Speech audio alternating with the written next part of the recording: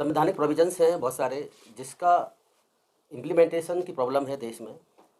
आज की press conference सिर्फ और सिर्फ हम आपको बताते चलें कि उच्च न्यायपालिका, जिसमें हम कॉन्स्टिट्यूशनल कोर्ट्स भी बोलते हैं उनको, जो कि high courts and supreme court के जजों के अपॉइंटमेंट में SC ST OBC ये जो कम्युनिटीज़ है उसकी हिस्सेदारी को लेकर के है। दिल्ली हाई कोर्ट में एक जज साहब अपॉइंट किए गए थे, जिनका नाम मैं लेता हूँ, मिस्टर जस्टिस सुरेश कैथ। वो जस्टिस कैथ साहब जो है वो SC कम्युनिटी से थे। उसी समय एक जज साहब और अपॉइंट किए गए थे, वो पंजाब और हरियाणा हाई कोर्ट में किए गए थे। उनकी पार्टी दी गई थी, उसमें मैं शामिल था 2008 में। 2008 से लेकर के हम 2025 में आ गए, तो ये 17 साल करीब होती हैं। दिल्ली हाई कोर्ट में 17 सालों में बार मतलब वकीलों से अपॉइंट किए गए थे। कोई भी जज आज तक अपॉइंट नहीं हुआ। ये प्रोसेस है क्या? हाई कोर्ट जजों का अपॉइंटमेंट कैसे होता है? हाई कोर्ट जजों का अपॉइंटमेंट जो हाई कोर्ट लेवल पर, देश के हर एक हाई कोर्ट में एक कोलेजियम सिस्टम बना हुआ है, एक बना हुआ है सुप्रीम कोर्ट के लेवल पर। तो हाई कोर्ट जजों के अपॉइंटमेंट के लिए 3 जजेस का कोलेजियम होता है, जो सुप्रीम कोर्ट में भी है और हाई कोर्ट में भी है। 3 जजेस के कोलेजियम में chief justice of India supreme court में, chief justice of high courts में, और 2 अदर जजेस होते हैं। जब सुप्रीम कोर्ट के जजों की भर्ती होनी होती है तो 5 जजों का कोलेजियम होता है सुप्रीम कोर्ट में। ये SC ST और OBC कम्युनिटीज़।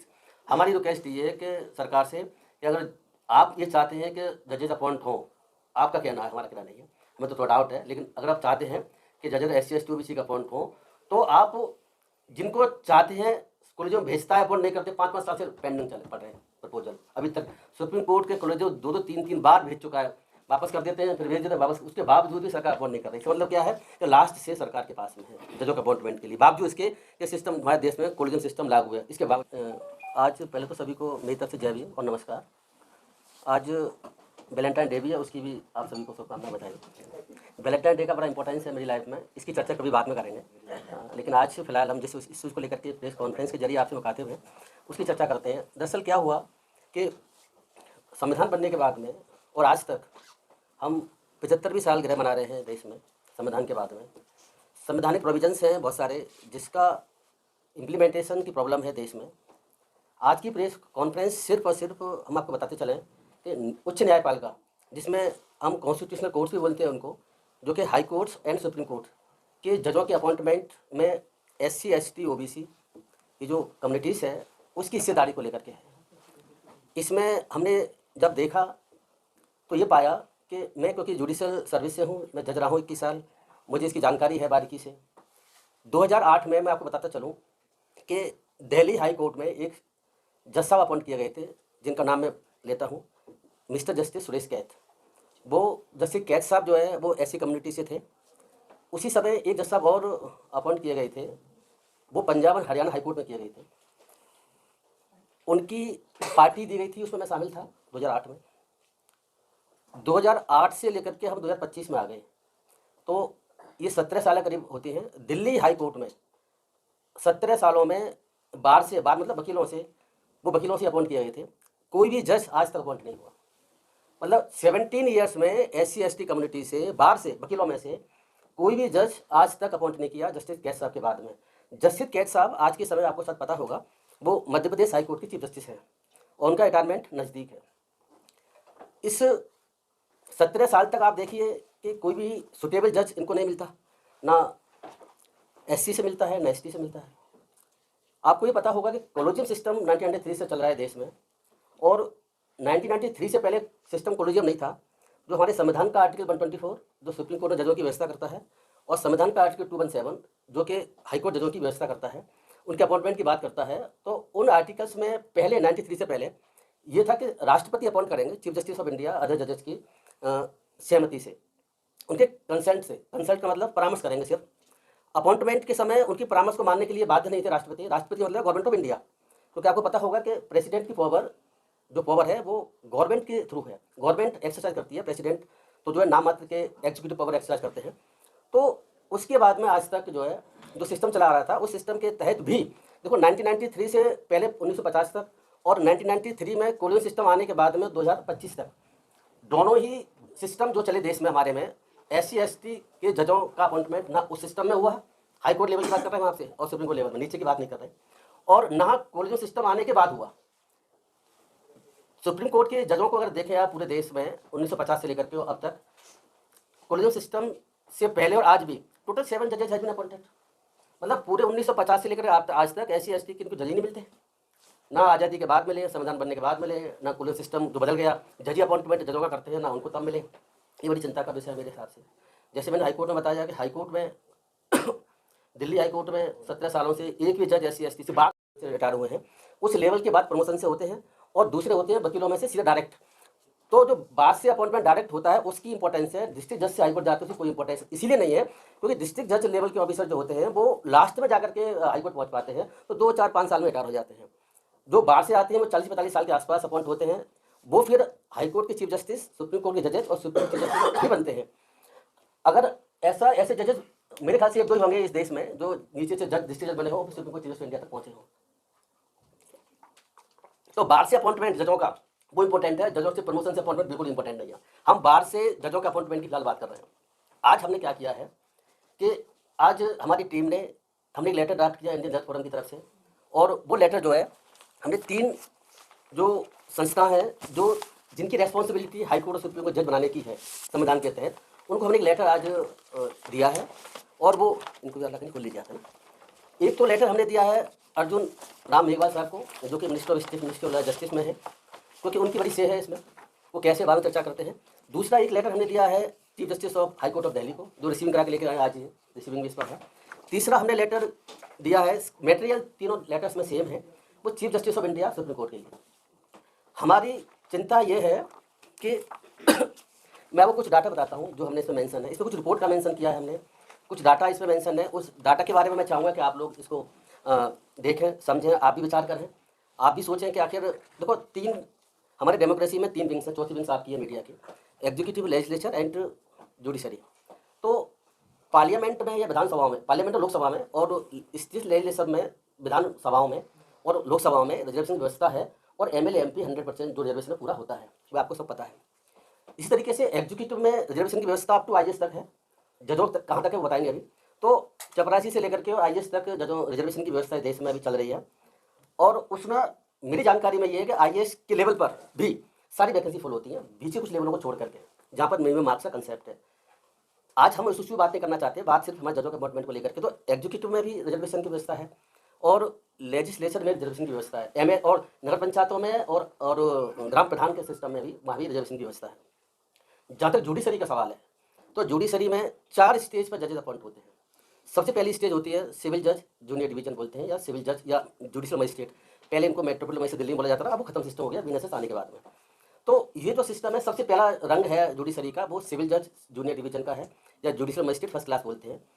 उसके बाद उनका प्रमोशन होता है, वो होता है डिस्ट्रिक्ट जज लेवल पर। डिस्ट्रिक्ट जज लेवल पर भी रिजर्वेशन की व्यवस्था है। जो व्यवस्था चल रही है हमारे देश में, वो डिस्ट्रिक्ट लेवल पर रिजर्वेशन की व्यवस्था है। डिस्ट्रिक्ट जज लेवल के बाद प्रमोशन अगर डिस्ट्रिक्ट जज का होता है हाईकोर्ट के लिए, तो वहाँ रिजर्वेशन की कोई व्यवस्था नहीं है। बार में से अपॉइंट होते हैं डायरेक्ट, उसमें रिजर्वेशन की कोई व्यवस्था नहीं है। आप ये भी नोट कर लें, इस बात को ध्यान रखें कि जजों में से जो डिस्ट्रिक्ट जज लेवल से जो जजेस अपॉइंट होते हैं हाईकोर्ट के लिए, उनका परसेंटेज नियम के अकॉर्डिंगली शायद 27% के आसपास होता है। 70% के आसपास जजेस अपॉइंट होते हैं, सिस्टम है वो अपॉइंट होते हैं बाहर से, वकीलों में से। तो वकीलों से अपॉइंटमेंट जजों को इंपॉर्टेंट एस्पेक्ट है, हम उसी को लेकर के आज चर्चा करना चाहते हैं आपसे। अब मैं आपको जैसे बताया, 2008 के बाद दिल्ली में कोई जज बाहर से अपॉइंट नहीं हुआ, सुल ट्राइब से। देखो एक डाटा है, ये जो 2023 पहले क्या था कि 2017 तक, 2017 तक हमारी जो लॉ मिनिस्ट्री है देश की, वो कितने जजेस हाई कोर्ट में और सुप्रीम कोर्ट में SC और ST OBC कम्युनिटी से आ रहे हैं, कोई डाटा मेंटेन नहीं करती थी, कोई रिजर्वेशन था ही नहीं। उनके फॉर्म में लिखा ही नहीं जाता कि SC का ST का OBC का पता क्या चलेगा, वो अलग बात है, इनफॉर्मली कोई जान ले। ऑफिशियल डाटा कोई नहीं था। लेकिन 2018 में क्या हुआ कि गवर्नमेंट ऑफ इंडिया ने एक MOP, मेमोरेंडम ऑफ प्रोसीजर बोलते हैं, कोलिंग सिस्टम आने के बाद में एक मेमोरेंडम ऑफ प्रोसीजर की व्यवस्था शुरू हुई, जो व्यवस्था 2015 से चल रही है, और 18 में उसका MOP बनाया गया, जो भी फाइनल लाज नहीं हुआ है, सुप्रीम कोर्ट में भी पेंडिंग है। सुप्रीम कोर्ट में और गवर्नमेंट ऑफ इंडिया में इसमें कुछ टसल चल रही है, जिसकी वजह से जो फाइनल नहीं हो पाया। लेकिन उसमें ही व्यवस्था है कि जो डाटा आप भेजेंगे, वो डाटा में ये भी रहेगा कि SC ST OBC के जज कौन से हैं, क्या पोजीशन है, और माइनॉरिटी कम्युनिटीज के है कि नहीं, तो डाटा आता। तो उसके बाद 2018 से डाटा मिलना शुरू हुआ है। तो 2018 से डाटा देखिए आप 2023 तक का जो ये है, 2/12/2023 का जब ये आया था तभी भी मीडिया ने इसे पब्लिश किया था, हाईलाइट किया था। 2018 से 2023 तक 650 जजों की भर्ती हुई है हाई कोर्ट में, और वो जजेज वकीलों में से भी अपॉइंट हुए ज़्यादातर, और कुछ जजेज हुए डिस्ट्रिक्ट लेवल से प्रमोशन के थ्रू।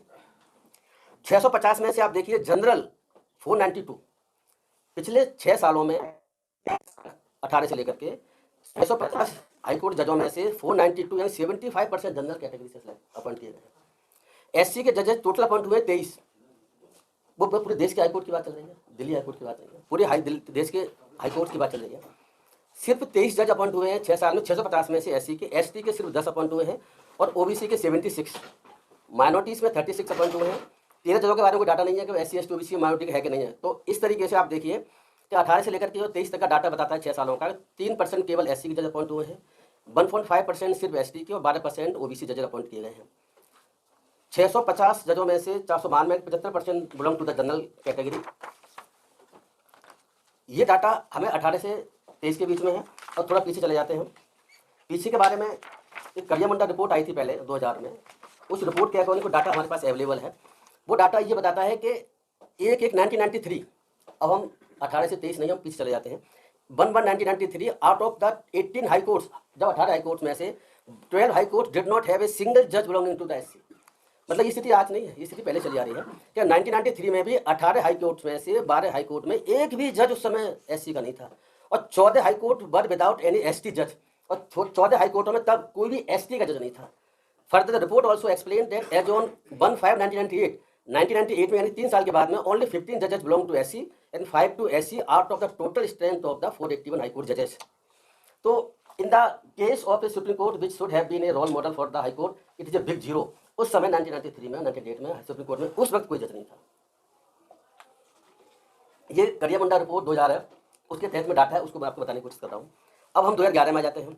2011 में देयर ओनली 24 जजेस belonging to SC and ST against total of 850 जजेस in all 21 high court, but 14 out of 21 high court do not have a single SC ST जजेस। मतलब 850 जजों में से 21 हाई कोर्ट के 850 जजों में से एससी एसटी के सिर्फ 24 जज थे, और 21 हाई कोर्टों में एससी एसटी का कोई भी जज नहीं था। नहीं sorry, but 14 out of 21 high court, 14 high कोर्टों में उस वक्त भी एससी एसटी का कोई भी जज नहीं था। तो ये जो पोजीशन है, उसके बाद उसके बाद क्या है कि 1950 से लेकर अब तक 7 जजेस जैसे अपॉइंट किए सुप्रीम कोर्ट में। आज के समय अभी पिछले 2-3 सालों में मैं आपको बताता चलूँ कि पहले, उससे पहले 1950 से लेकर के अब तक जो जजेस सुप्रीम कोर्ट में अपॉइंट किए गए, सिर्फ 4 जजेस अपॉइंट किए गए थे। लेकिन अब पिछले 2-3 सालों में 3 जज और अपॉइंट किए गए हैं एससी कम्युनिटी से। उसमें से जस्टिस बी आर गवई साहब भी हैं, justice C T Ravi Kumar ji हैं, और जस्टिस पराले साहब हैं। तो ये जस्टिस गवई साहब अगले मई में सीजे बनने वाले हैं, जस्टिस संजीव खन्ना साहब रिटायरमेंट के बाद में। तो second chief justice of India होंगे ऐसी कम्युनिटी से देश में, जस्टिस के जी बालाकृष्ण साहब के बाद में। हमारी कोशिश ये है कि ये इशू हाईलाइट हो, इस इशू को भी लोग समझें, देश जाने। जहाँ तक सरकार का सवाल है, मैं बताऊँ आपको कि सरकार, जो भारत सरकार अब की है या पहले की है, कोई भी भारत सरकार को ज़्यादा इंटरेस्ट नहीं था कि एससी एसटी के जजेस हम हाईकोर्ट सुप्रीम लेवल पर अपॉइंट करें। देखो आप ये समझ लीजिए कि नीचे के लेवल जजों का कोई खास मतलब नहीं है, मतलब है लोअर कोर्ट डिस्ट्रिक्ट लेवल की एक अलग बात है, लेकिन high court supreme court constitutional courts हैं, उनको बहुत बायस पावर्स हैं। आप ये देखिए कि सुप्रीम कोर्ट के 2 जजेस बैठ करके, हाई कोर्ट के 1 जज भी बैठ करके पार्लियामेंट के बनाए हुए कानून रद्द कर सकता है। ये पावर नीचे की तो कोर्टों का नहीं है, किसी IAS अफसर को नहीं है, तो किसी भी MP MLA को भी नहीं है। आप ये समझिए कि कितनी बायस पावर संविधान हमारा जो है हाई कोर्ट और सुप्रीम कोर्ट जजों को देता है, लेकिन वहाँ हमारा जो है जो रिप्रेजेंटेशन है वो एफसीमल है, मिनिमम है, बहुत कम है, नाम मात्र के लिए है ही नहीं है। आज के समय 2-3 जजेस सुप्रीम कोर्ट में हमारे हैं, लेकिन कुछ समय के बाद में खत्म हो जाएंगे, फिर बाद में क्या हो वक्त बताएगा। तो ये जो अब एक मैं आपकी बात बता, कुछ कोर्ट्स हैं, मैं इसमें जिक्र किया इस लेटर में ही। सुप्रीम कोर्ट ने खुद एडवोकेट्स ऑन रिकॉर्ड एसोसिएशन का जजमेंट था, जस्टिस पांड्यान थे, उन्होंने क्या कहा था, भाई कोर्टिंग डॉक्टर BR अम्बेडकर साहब को कोर्ट किया, उन्होंने कहा कि that entry into superior judicial office is not the exclusive purgative of the privilege class. वो कह रहे हैं कि प्रिविलेज क्लास है जो जनरल कैटेगरी है, उसी का प्रोगेटिव नहीं है कि सिर्फ वही जज हाई सुप्रीम कोर्ट के बने, ना तो इनहेरिटेबल है, ना नॉट मैटर ऑफ पैट्रोनेज। इसी तरीके से जस्टिस M.N. वेंकट चलिया साहब पहले रहे हैं। आपको पता होगा national commission to review the working of the constitution, पहले बीजेपी गवर्नमेंट थी 2000 में, तब बनाया गया था जब अटल बिहारी वाजपेयी जी की सरकार थी।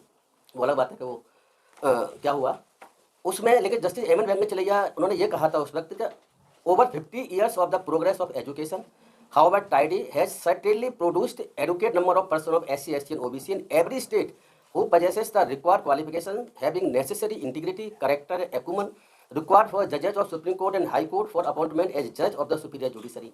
कहने का मतलब ये है कि वो कमीशन ये कहता है कि ऐसा नहीं है कि SC ST के जजेस उस स्टैंडर्ड के देश में अवेलेबल ही नहीं है जिनको अपॉइंट किया जा सके, क्योंकि अपॉइंट क्यों नहीं हो रहे भाई, जजेस जो काबिल नहीं है, एडवोकेट्स काबिल नहीं है, या डिसीजन लेवल की ऑफिस जजेस जो काबिल नहीं, इसीलिए अपॉइंट नहीं हो रही। तो वो अपॉइंटमेंट के संबंध में भी खुद कमीशन की रिपोर्ट, सुप्रीम कोर्ट की जजमेंट्स ये कहते हैं कि बड़े काबिल हो चुके हैं सारे। ऐसा नहीं है कि काबिलियत नहीं है SC ST OBC के लोगों में, काबिलियत है। ये हम नहीं कह रहे, हम तो कह रहे वैसा, लेकिन कमीशन भी कह रहा है, सुप्रीम कोर्ट के जजेस भी कह रहे हैं, जजमेंटों में इसका जिक्र आ रहा है। तो फिर दिक्कत कहाँ आ रही है? सवाल ये दिक्कत कहाँ है? फिर अगर काबिलियत है वो अपॉइंट हो सकते हैं, ऐसा भी नहीं है कोई काबिलियत नहीं है, तो फिर प्रॉब्लम कहाँ है? अब ये जो प्रॉब्लम है, क्योंकि देखो मैं फिर कहता चलूँ, सवाल ये नहीं है कि आज के समय, सवाल ये है कि हमेशा 50 से लेकर अब तक ये सिस्टम चल रहा है, बरकरार जाए, सरकार किसी की भी आ जाए, चाहे कांग्रेस की आ जाए, चाहे वीपी सिंह जी की आ जाए, चाहे ये मोदी जी चल रहे हैं, चाहे और किसी की भी आ जाए, लेकिन ये सिस्टम जो है जजों के अपॉइंटमेंट का हाईकोर्ट सुप्रीम कोर्ट में, उसकी स्थिति जस की तस है, उसकी स्थिति में कोई खास अंतर नहीं है। ये बड़ी चिंता का विषय है। तो हमारी चिंता इसीलिए है कि भाई हमें भी रिप्रेजेंटेशन मिले इसमें। तो हमने ये लेटर भेजे हैं और लेटर से हमने रिक्वेस्ट करी है कि आप हमारी इस चिंता को समझें और इसको सीरियसली लें। ये सिर्फ लेटरबाजी तक शामिल नहीं है, इससे आगे भी बढ़ेंगे हम लोग। सिर्फ ये नहीं है कि लेटर भेज दिया, लेटर से आगे भी होगा। हमने तो उसमें ये लिखा हुआ है, आपको बताते लास्ट में, बाबा साहब ने एक बात कही थी, ये बात आप सब जानते हैं, हम उसको इसको हमने कोट कर रखी है, और उसके अलावा हमने उसको अपने तरीके से थोड़ा चेंज करके और जजों के अपॉइंटमेंट से रिलेटेड बात को उसमें ऐड करने की कोशिश करी है। तो वो आप इसको पेज नंबर 18 में आप देखेंगे, आप देख लीजिए इसको, मैं ज़्यादा टाइम लेना नहीं चाहता इस संबंध में। है जी, करें पूरा पढ़ते। देखो ऐसा है, ये तो आपको सबको पता है कि 25 नवंबर 1949 को कॉन्स्टिट्यूशन असेंबली में डिबेट, कॉन्स्टिट्यूशन असेंबली की डिबेट में तो बाबा साहब का एड्रेस था, उसमें उन्होंने एक बात कही थी, मैं रिपीट करता हूँ, अगर आपके पास ज़्यादा समय है तो कोई बात नहीं। देखिए ऐसा है, ये तो कोर्ट ऐसा है कि आपने 50 बार सुना होगा, रिपीट करता। उसके बाद मैंने क्या अपने तरीके से बनाया है इस जुडिशरी के संबंध में, वो बाद में पढ़ता हूँ। ये बाबा साहब ने कहा था, on the 26th of January 1950 we are going to enter into a life of contradictions. In politics we will have equality, and in social and economic life we will have inequality. In politics we will be recognizing the principle of one man one vote and one vote one value. In our social and economic life we shall, by reason of our social and economic structure, continue to deny the principle of one man one value. How long shall we continue to live this life of contradictions? How long shall we continue to deny equality in our social and economic life? If we continue to deny it for long, we will do so only by putting our political democracy in peril.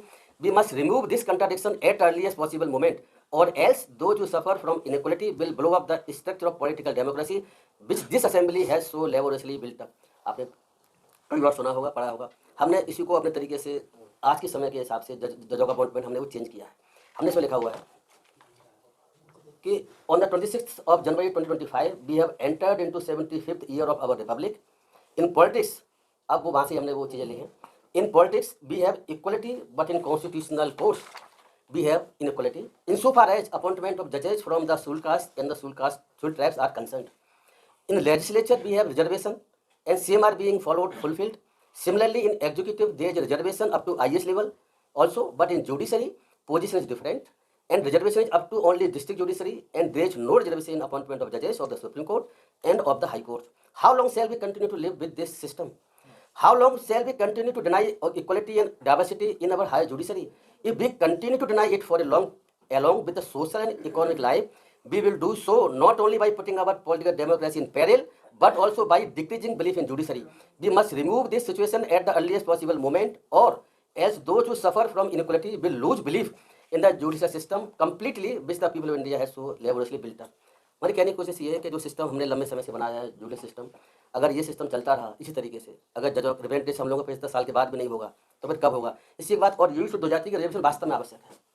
अगर reservation होता तो इसमें ऐसा नहीं हो सकता था कि 14 हाईकोर्टों में कोई जज ही ना हो, ना अब ना पहले ना उससे पहले। ऐसा संभव नहीं था कि 2008 से लेकर के आज तक 17 साल तक हाईकोर्ट जज दिल्ली को अपॉइंट ना हो, संभव नहीं था।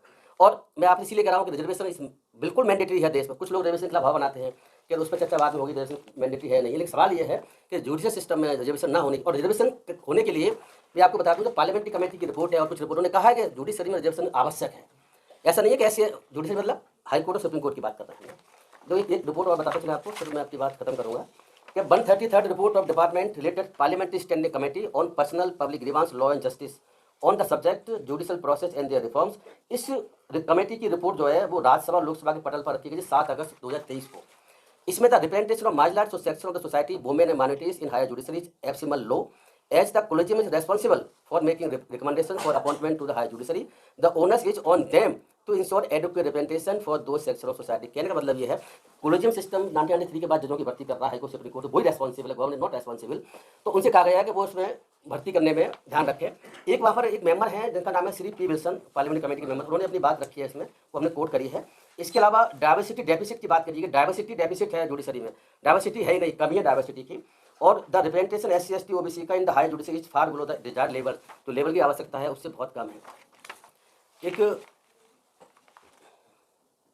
उन्होंने ये भी कहा कि अगर डाइवर्सिटी ना हो, जजेस जो high court supreme court level पर अगर SC ST OBC की या माइनॉरिटीज़ के वुमेन्स ना हो, तो उनकी जो समस्या है, जो केसेस इस तरीके के आते हैं, उन केसेस को समझने में जो जनरल के जजेस हैं वो कम्पिटेंट नहीं है, वो उस बात को समझ नहीं सकते, जान नहीं सकते, बहुत सी चीज़ तरह की हुआ करती हैं। इसमें इसका कमेटी की रिपोर्ट में जिक्र है, तो 2023 में पार्लियामेंट के पटल पर रखी गई थी। ये पार्लियामेंट्री कमेटी की रिपोर्ट की बात कर रहे हैं आपसे।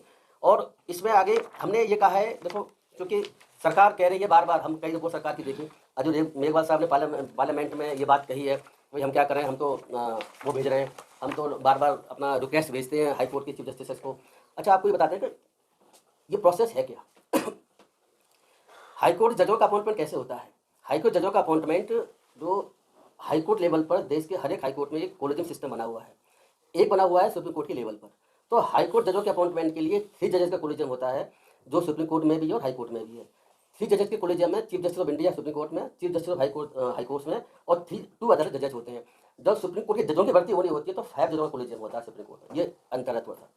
तो प्रोसेस कैसे इनिशिएट होती है, शुरुआत कहाँ से होती है जज बनाने के लिए। शुरुआत होती है जो हाई कोर्ट का कोलेजियम है 3 जजेस का, वो नाम लेता है, कहाँ से लेता है, वैसे लेता है। मतलब अपने हाई कोर्ट में कोई है, कोई पेश हो रहा है, वकील अपने रिश्तेदार हैं, कोई जजों की कोई भाई भतीजा बात चल रहा है, वो चल रहा है, उसके जज का नाम लिया और रिकमेंड कर दिया, और रिकमेंड करने के बाद वो कोलेजियम लेता है। और इसके अलावा मैं आपको बताना चलूँ कि सरकार भी नाम भेजती है। ये बात गलत है, देश में चल रही है कि सिर्फ सिस्टम, खुले सिस्टम के तहत जज अपॉइंट कर, बात ठीक है कि इनिशिएशन प्रोसेस जो है वो जनरली हाई कोर्ट का कोलेजियम करता है, वो नाम लेता है, नाम पिक करता है, लेकर के फिर वो भेजता है गवर्नर के पास में। इसी तरह गवर्नर को भी, शहरी सरकार को भी ये राइट है कि वो भी नाम अपना रिकमेंड कर सके, अब अलग से जिसे बनाना चाहे वो फिर नाम जो भी आते हैं राज्यपाल के थ्रू, हाई कोर्ट से जाते हैं राज्यपाल गवर्नमेंट के पास में, गवर्नमेंट की अपनी इसमें रिपोर्ट लगती है। वो रिपोर्ट लगने के बाद में फिर वो लॉ मिनिस्ट्री को, भारत सरकार को भेजा जाता है, वो रिपोर्ट लगने के बाद में रिकमेंडेशन और सुप्रीम कोर्ट कोलेजियम को भेजी जाती है। भारत सरकार की लॉ मिनिस्ट्री जो होती है वो उसमें IB और उसकी रिपोर्ट कलेक्ट करती है, उस जजों के संबंध में, जज का कैसा है, कंडक्ट कैसा है, करेक्टर कैसा है, कोई क्राइम तो नहीं कर रहा है, बहुत सी चीज़ें हो सकती हैं। तो उसके बाद फिर वो अपनी रिपोर्ट भेजती है सुप्रीम कोर्ट के कोलेजियम को। सुप्रीम कोर्ट का कोलेजियम फाइनली उनको एक्सेप्ट या रिजेक्ट करके जो भी करना चाहे उसकी डिस्क्रिप्शन है, कुछ भी कर सकता है, नाम वापस भेज सकता है, उसमें कुछ छांट सकता है, कुछ को रिजेक्ट कर सकता है, जो उसकी मर्जी है वो अपने करते हैं। फिर वो भेजते हैं राष्ट्रपति के पास में, और फिर राष्ट्रपति जी यानी कि भारत सरकार चाहे तो अपॉइंट करती है, चाहे तो अपॉइंट नहीं करती। ये बड़ी इंपॉर्टेंट बात है। मतलब लास्ट पावर जो है हमारे पास किसके पास में है, राष्ट्रपति के पास। उसके बावजूद भी शुरुआत भले ही हाईकोर्ट कोलेजियम करेगा, लेकिन लास्ट में जब तक राष्ट्रपति बोलने लगा देंगे अपॉइंट जज हो ही नहीं सकता। अब देखा होगा चंद्रचूड़ साहब थे, उससे पहले भी थे, अभी भी खींचताश आपने अखबारों में पढ़ी होगी, वो थी क्या, उसी में थी।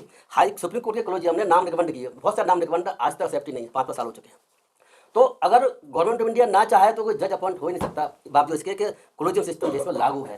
पहले आप बात समझ लीजिए। तो इसीलिए हमने क्या रिक्वेस्ट करी है, हमने मेघवाल साहब से ये कहा है कि सेंट्रल गवर्नमेंट क्लेम्स, मैं पढ़ता हूँ क्या लिखा हमने, The central government claims that it is committed to social diversity in the appointment of judges in the Supreme Court and the High Court, and so the Minister of Law and Justice has been requesting the Chief Justice of High Court that while sending proposal for appointment of judges, due consideration be given to suitable candidates belonging to SC, ST and other backward classes, minorities and women, to ensure social diversity in appointment of judges in the High Court। ये सरकार का stand है। आप देखेंगे ये भारत सरकार के बहुत कई बार इसी तरह की सेम लैंग्वेज के लेटर जाते हैं चीफ जस्टिस के पास में कि भाई आप जो है, सरकार ये चाहती है कि SC, ST, OBC और माइनॉरिटीज और वुमेन्स के नाम भी भेजिए, बट हमने अपना conclusion, but experience show that only request of honourable minister is not sufficient.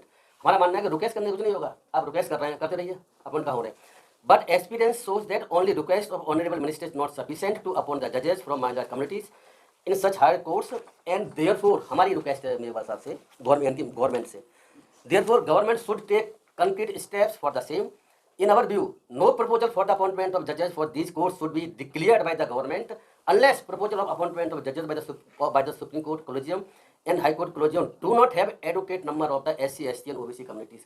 हमारी रिक्वेस्ट ये है कि सरकार से कि अगर आप ये चाहते हैं कि जजेस अपॉइंट हों, आपका कहना है, हमारा कहना नहीं है, हमें तो थोड़ा डाउट है, लेकिन अगर आप चाहते हैं कि जजेस SC, ST, OBC का अपॉइंट हों, तो आप जिनको चाहते हैं कोलेजियम भेजता है, अपॉइंट नहीं करते, 5-5 साल से पेंडिंग चले पड़ रहे हैं प्रपोजल अभी तक। सुप्रीम कोर्ट के कोलेजियम 2-2 3-3 बार भेज चुका है, वापस कर देते हैं, फिर भेज देते हैं वापस, उसके बावजूद भी सरकार अपॉइंट नहीं कर रही। इसका मतलब क्या है कि लास्ट से सरकार के पास में है जजों के अपॉइंटमेंट के लिए, बावजूद इसके ये सिस्टम हमारे देश में कोलेजियम सिस्टम लागू है, इसके बावजूद भी। तो हमारी रिक्वेस्ट इतनी सी है भारत सरकार से कि अगर कोई प्रपोजल सुप्रीम कोर्ट कोलेजियम आपको भेजता है तो आप उसको तब तक क्लियर ना करें जब तक उसमें SC ST OBC के भी जज रिकमेंड ना किए गए हों पर्याप्त मात्रा में। रिजर्वेशन नहीं, इसका मतलब ये नहीं है कि आप कुछ अपॉइंट ही नहीं करेंगे।